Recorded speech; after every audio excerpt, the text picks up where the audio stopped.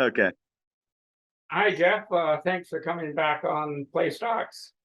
Hey, good morning, Ron.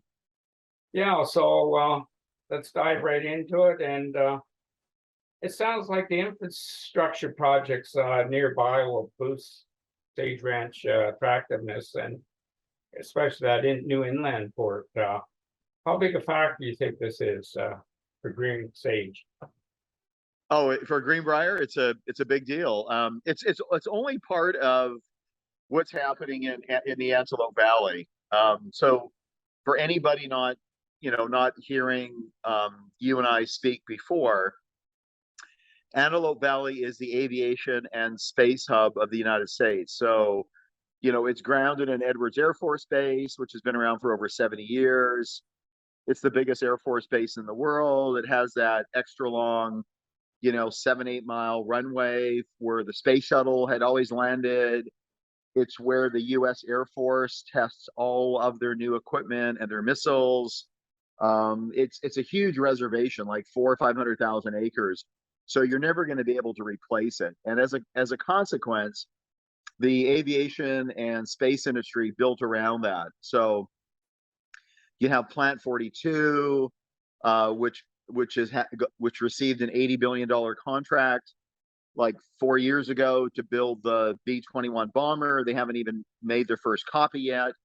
You have Virgin Galactic, you got SpaceX, you got the Mojave Spaceport. You have a new solar hydrogen facility. So this is going to be a multi-hundred megawatt solar facility tied to electrolyzers that will produce hydrogen gas that will be shipped. So you have really a lot of infrastructure there, and you've got a lot of really government. It's all government subsidized contracts, and for the last 50 years, the government defense industry budget has only gone up astronomically, and there's no signs of it ever going down. It literally is a major part of running the U.S. economy. So here we are in this little community, 19-minute drive west of Mojave, and but you're in Kern County now when you cross the line into Tehachapi, and you have a really, really safe, stable, family-friendly political climate, which serves as a big backdrop against Los Angeles County, which is where the majority of, in fact, all of Antelope Valley lies into. So you get a better lifestyle, and you get better prices, and you get a better lifestyle. So that's the theme as to why our company, is so immune to the S&P and the indexes, is because everything that we do is heavily government subsidized, and it's based on the two biggest industries going on, which is military and space, and obviously renewable energy, given the fact that Biden signed the Inflation Reduction Act, which is really 90% of that money went to renewable energy. So we're in a really good spot. And going back to your question, that new employer does a lot to add on to the whole suite of people looking for homes, just a short drive away. Okay, well, real estate's location, and it seems like you got it there. So the other thing, since we talked, I saw news you got a pink report issued and are doing the Pinion Street expansion. Can you talk about that a little bit, what that means?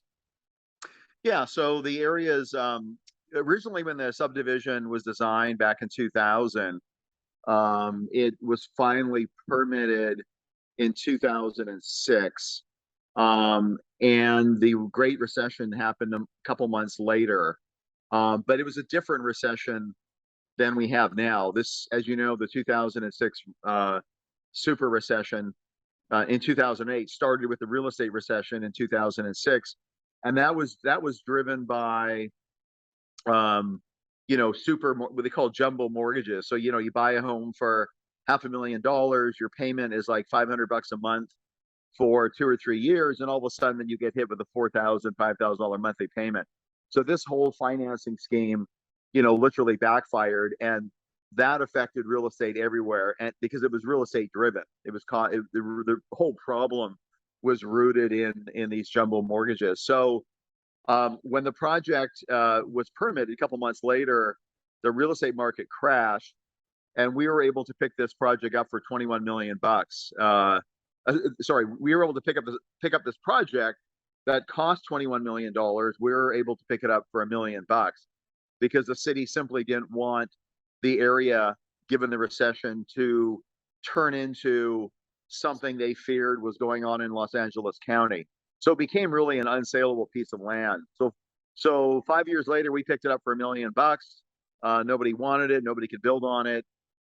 We held it for 11 years now. The city 3 years ago said, you can go ahead and you can build. We spent $4 to $5 million on design work, engineering work, and now we have it approved for 995 homes. So the significance of Pinion Street is the city wanted not only really good quality people to move in, they wanted also to have what's called new urbanism.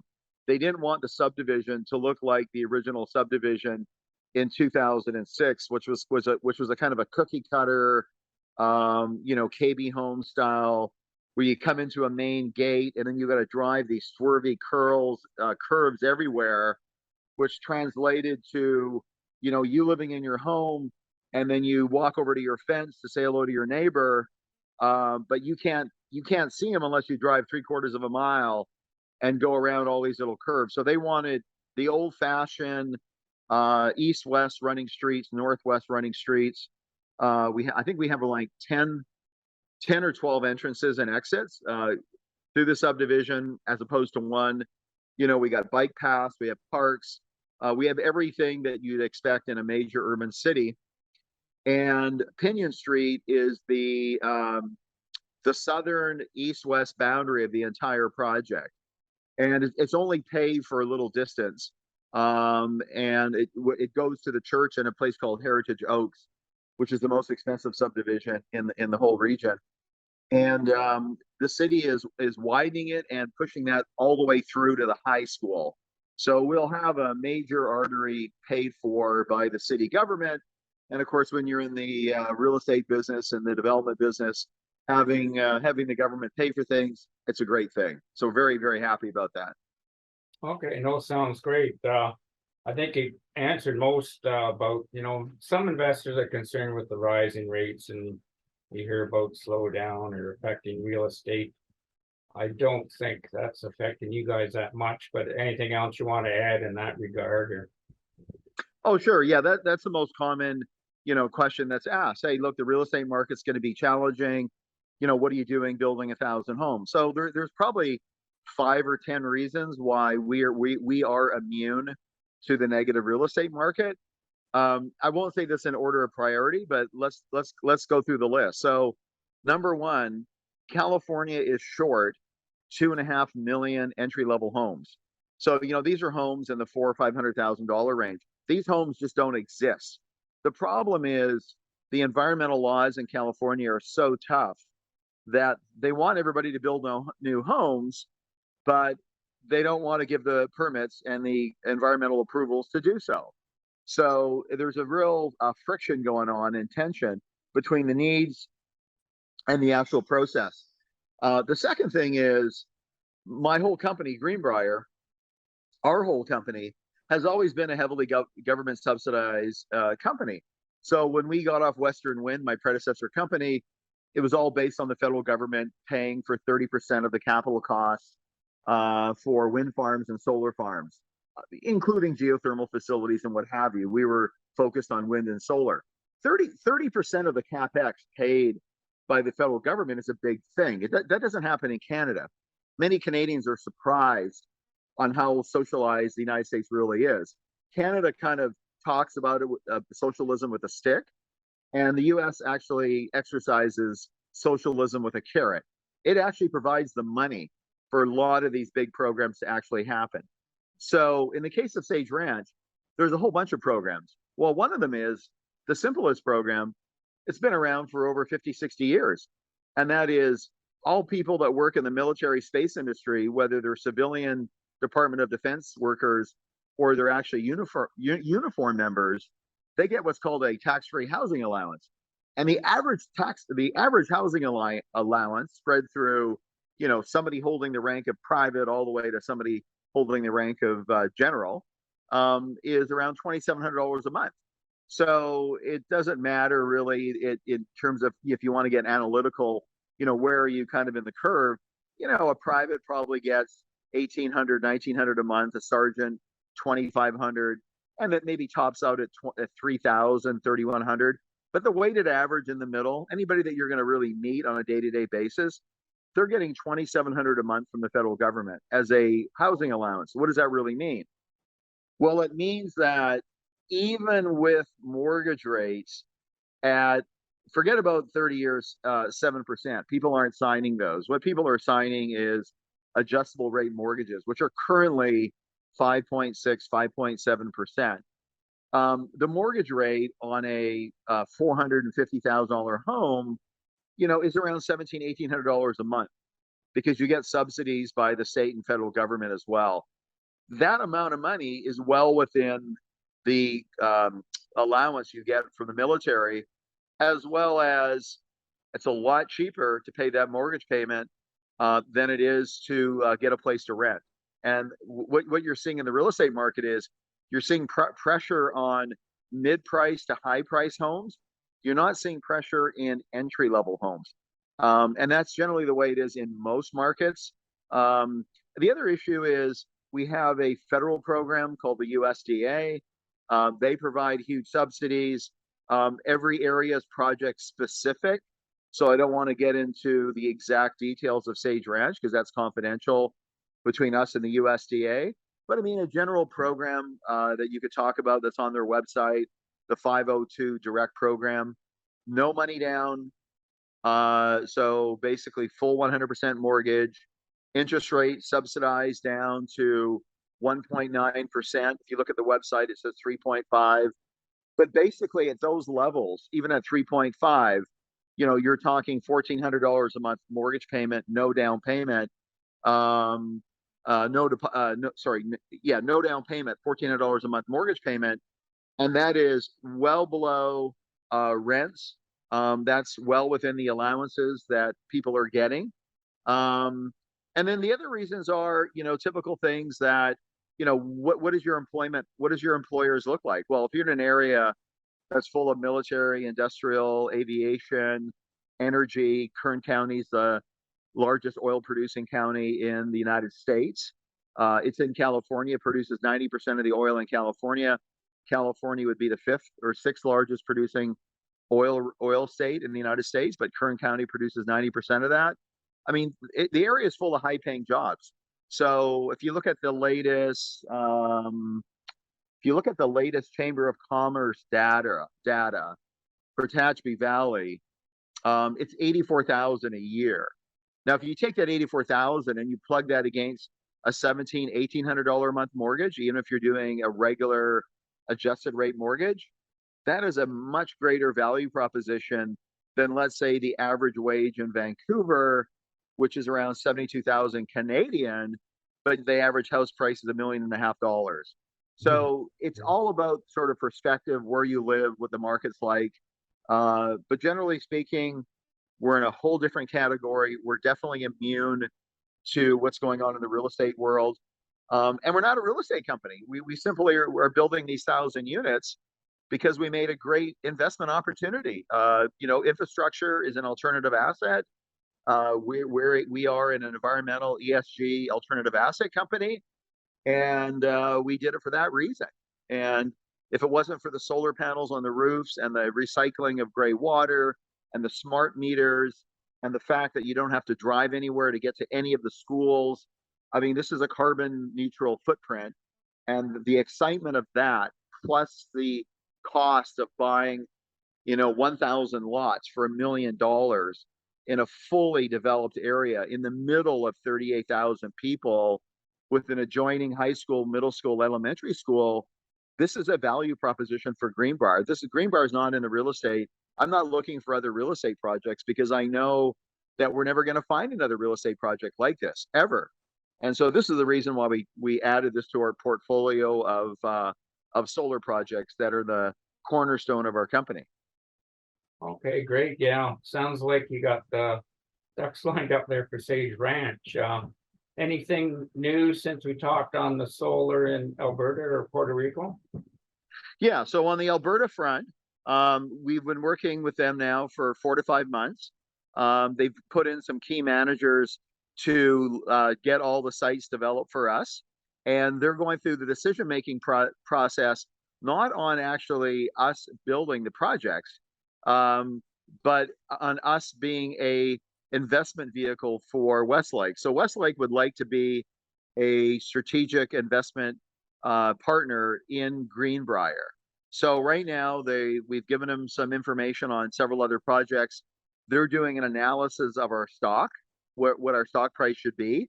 They have the Altus report. They see that, yes, this is a black and white report that I think on a if I'm not mistaken, on Canadian dollars is like $5.51 a share or something like that.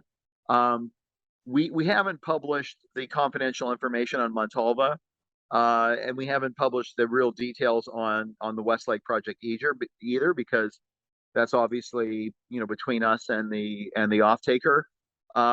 Westlake knows that, but it doesn't know the Montalva information.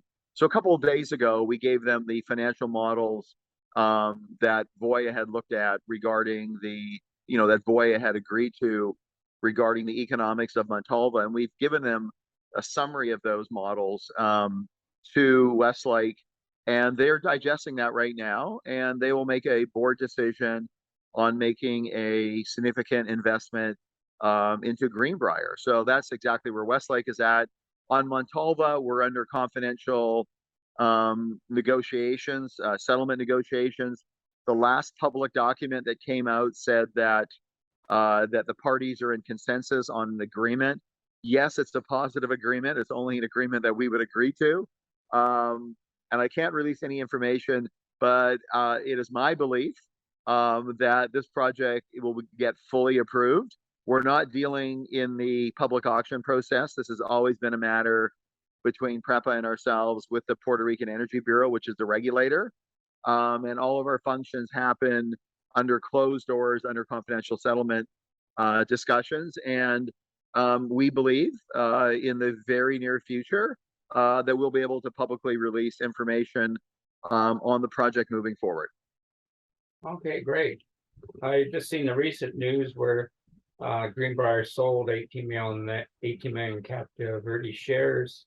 Assuming this was just an opportunity to raise some cash, or anything else behind that? No, it wasn't a cash opportunity because nobody wants to sell Captiva at 2 cents. The reason is we're going for a listing on the NYSE American. We have big energy projects that are funded by, big $750 billion investment funds. We don't want to be an owner of a cannabis company. Greenbriar, we are, all of our infrastructure is in the United States. Cannabis is still not federally legal.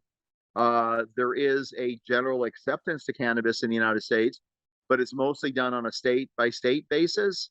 And again, money can't be crossing interstate lines and illegally selling cannabis and things like that. There may be some banks that are going through. There's some that are not, but there are still financial institutions that are not involved in the cannabis industry. And because we deal with large lenders for Montalva and for Sage Ranch, we don't want to have anything to do with cannabis whatsoever. So it was unfortunate that we have to sell the position. There was some bids out there for 18 million shares at 2 cents the other day. We filled it. There'll be some more bids, I believe, returning with size, and we'll sell the balance. And then Greenbriar can be completely out of the cannabis business, even on a passive sense. We were never a cannabis company, but we own 19% of a cannabis company, and we really can't do that anymore to be in compliance with some of the lenders that we're dealing with in the United States. So from that perspective, we sold the position. I'm not sure the exact loss. I don't have a calculator right now, but any losses that we do have on that, we'll have Solargram, the entity in New Brunswick, to pay for those losses. So we'll be able to take the appropriate steps to get those, whatever the losses are, to have Solargram pay for those losses. So from the perspective of Greenbriar, we don't want to be the owner of a cannabis business to be in full compliance in the US. It makes life a lot easier for everybody here, and that's the reason why we did that. Okay, no, got you. Sounds good. That's about all I had for questions. Anything else you wanted to highlight or touch on? No, nothing. There's a webinar available for all your clients. Put out a news release. It's on November the 3rd. You can look at our latest news release, October 24th, to log in. It'll be featured by Grit Capital. Grit has about 600,000 followers on social media, and they put an announcement out a couple days ago. They now have 213,000 subscribers to their newsletter.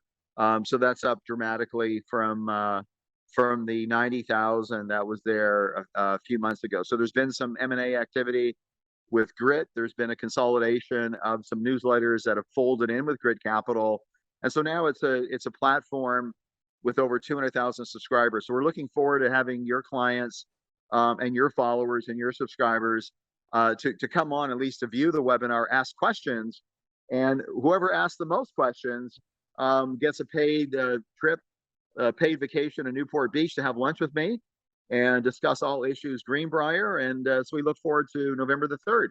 And thank you so much, Ron, for hosting this. I'm really grateful for that, and hope you have a wonderful weekend. Yeah, I'll definitely put that out there about that webinar. I know I'm signed up. And for viewers and investors, I just want to say the ticker symbol for Greenbriar is GRB on the Venture Exchange, and in the US on the OTC GBRF. And yeah, thanks again, Jeff, for coming on. Thank you so much, Ron. Have a wonderful weekend. Yeah, you too. Bye-bye. Goodbye.